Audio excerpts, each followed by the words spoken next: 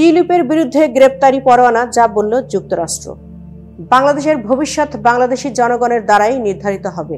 দেশটি অনেক চ্যালেঞ্জের মুখোমুখি হচ্ছে এবং মানুষের কর্মকাণ্ডই ঠিক করবে তারা কিভাবে এই সমস্যা ও চ্যালেঞ্জের মোকাবিলা করবে বলে জানিয়েছে যুক্তরাষ্ট্র। স্থানীয় সময় মঙ্গলবার 15 এপ্রিল নিয়মিত সংবাদ সম্মেলনে একজনের প্রশ্নের জবাবে এসব কথা বলেন মার্কিন পররাষ্ট্র দপ্তরের মুখপাত্র ট্যামি ব্রুস। এদিনের ব্রিফিংয়ে সাবেক স্বৈরাচার প্রধানমন্ত্রী শেখ হাসিনার বোনের মেয়ে ও যুক্তরাষ্ট্রের সাবেক মন্ত্রী টিউলিপ সিদ্দিকের বিরুদ্ধে গ্রেপ্তারি পরোয়ানা জারির বিষয়টি নিয়েও কথা বলেছেন তিনি। টিউলিপের বিরুদ্ধে গ্রেফতারি পরোয়ানা জারির বিষয়টিকে স্থানীয় কর্তৃপক্ষের এখতিয়ার বলে অভিহিত করেছেন ট্যামি ব্রুস। এদিনের ব্রিফিংয়ে এক প্রশ্নকারী বাংলাদেশের সাম্প্রতিক বিষয়ের প্রশ্নের জবাবে মার্কিন স্টেট ডিপার্টমেন্টের মুখপাত্র ট্যামি ব্রুস বলেন, আমি আপনার বক্তব্য শুনেছি এবং আপনার উদ্বেগের প্রশংসা করি। বাংলাদেশ একটি গুরুত্বপূর্ণ দেশ এবং দেশটির কিছু বিশেষ চ্যালেঞ্জ রয়েছে।